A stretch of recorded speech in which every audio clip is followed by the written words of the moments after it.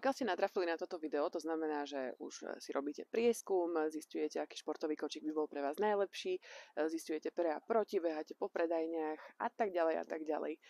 Ja som tento kočík objavila absolútnou náhodou cez odporúčania na Facebooku, za čo veľmi pekne ďakujem Paulinke.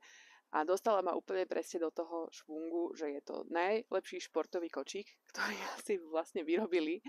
A teraz vám ukážem také nejaké jeho funkcie, že prečo je tak dokonalý. Tak spratný, ľahký a praktický. Takže aj keď takýto kočík na žiadnej predajni som doteraz nevidela a tiež som ich pobehala dosť, tak teraz si ho môžete takto pozrieť, že čo to vlastne obnáša. Takže striežka sa dá natiahnuť až takto. Tu vzadu máte taký praktický na dieťa.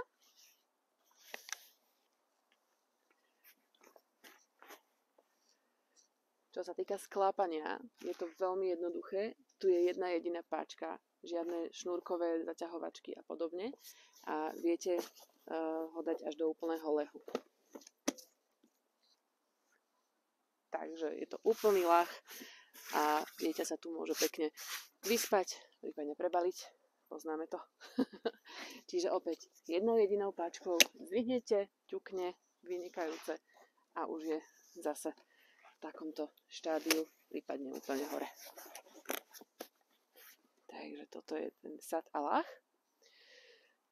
Madlo je súčasťou kočíku, keď ho kúpite, nemusíte ho dokupovať ako extra doplnok, čo je úplne skvelé. Takisto je súčasťou aj moskytiera, držiak na fľašku, prípadne na nápoje a nánožník. Veľmi praktické je mať nánožník na zips, čo tento kočík vlastne obnáša.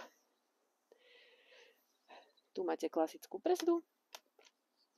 Veľmi dobré je pérovanie. Ako môžete vidieť, tak zvládne každý terén. A takisto má pérovanie aj na predných kolesách. Čo sa týka úložného priestoru, je tu písané, že do 3 kg, ale myslím si, že toto zvládne aj trošku iný, na väčší nákup. Celkový kočík je do 22 kg, čo je úžasné. To znamená, že nemusíte pol roku meniť.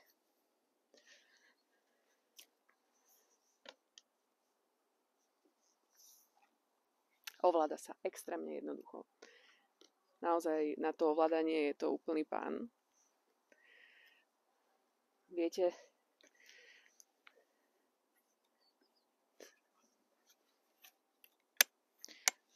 zafixovať predné kolieska.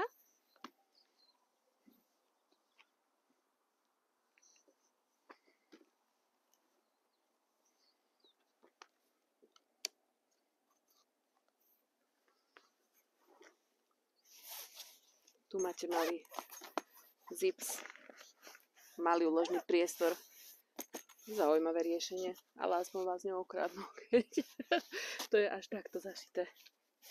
Ďalší úložný priestor sa nachádza tu. Je to také menšie vrecko na peňaženku alebo na doklady. Nič viac sa tam iné viac menej nezmestí. A veľmi ďalšia praktická vec je, keď máte kočík v ľahu, keď máte kočík v lahu, tak môžete otvoriť bábätku alebo dieťatku a môže sa pozerať von, prípadne to má ako takú priateľskú vetračku. To si to viete takto zachytiť.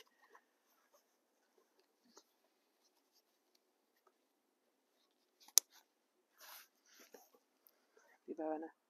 Je to naozaj absolútne úžasný kočík. Prešlo mi ich rukou už niekoľko a musím povedať, že tomuto sa zatiaľ absolútne nič nevyrovnalo. Ja potrebujem, tak ako myslím si, že každá jedna matka, praktický kočár, ľahký kočár s ľahkou manipuláciou, aby sa do ňoho zmestilo niečo, aby dieťa malo komfort, pohodlie, aby som ho tam vedela prebaliť. A tieto všetky parametre tento kočík naozaj spĺňa, čo je úplne úžasné. A keď si pozrieme ešte vnútro, si vrátime naspäť.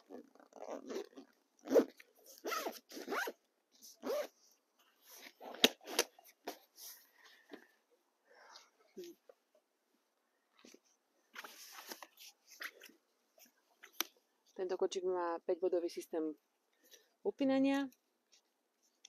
To znamená, že vám bábätko nevypadne zo žiadnej strany. Tuto ešte. Mne osobne sa páči, že tie pasíky sú reflexné, čo je úplne úžasné.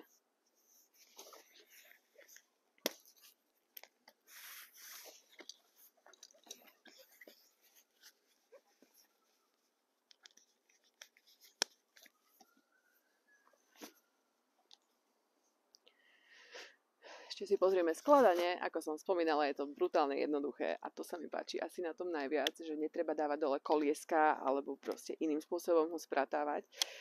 Tuto iba potiahnete tú páčku, zmačknete gombík a sám vám vlastne už ide do sklopeného stavu. V zloženom stave je takýto veľký a úplne pohodlne si ho viete dať či už do kufra auta alebo aj na zadné sedadlo, pokiaľ tam máte miesto. Takže naozaj je toto najlepšie, čo sa ku mne mohlo dostať a preto ho veľmi rada odporúčam aj ďalej.